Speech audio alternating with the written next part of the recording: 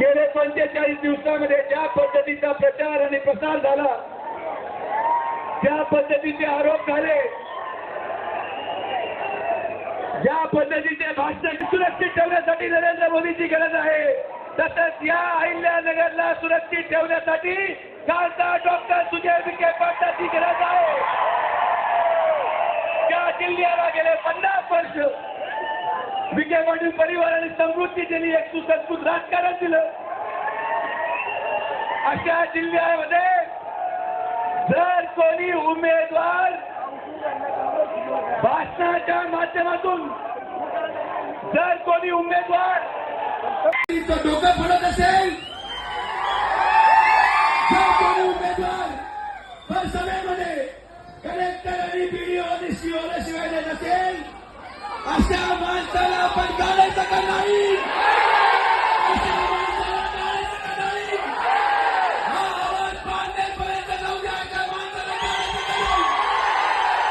मी आपल्याला स्मरून सांगतो, येत्या या 13 मेला झालेलं मतदान कोण मला मतदान टाकणार आहे? हात वरती करू शकतो.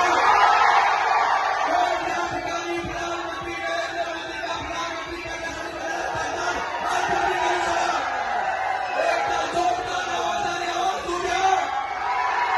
संपूर्ण अहिल्यानगरमध्ये असा देश केला पाहिजे की ही निवडणूक आता निवडणुकी संपलेली आहे. आता या ठिकाणी निवडणूक राहिली नाही आणि 4 जूनला मतपेट्या उघडल्यानंतर आपल्या सगळ्यांच्या आशीर्वादाने मी आपल्याला शासन सांगतो, आदरणीय प्रधानमंत्री नरेंद्र मोदींच्या नेतृत्वाखाली परत एकदा अहिल्यानगरचा खासदार म्हणून तुमचा आशीर्वाद घेऊन गोरगरीब जनतेच्या सेवेसाठी मी परत आपल्या सेवेत रुजू होईल. आपण सगळेजण एवढ्या मोठ्या संख्येने आलात.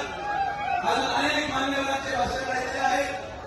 पाऊस मला वाटत होतं थांबणार नाही, तुम्ही माझं भाषण जरी उरत असेल तरी मी माझ्या जागेवर परत बसणार आहे. पण आपण बाकी सगळ्या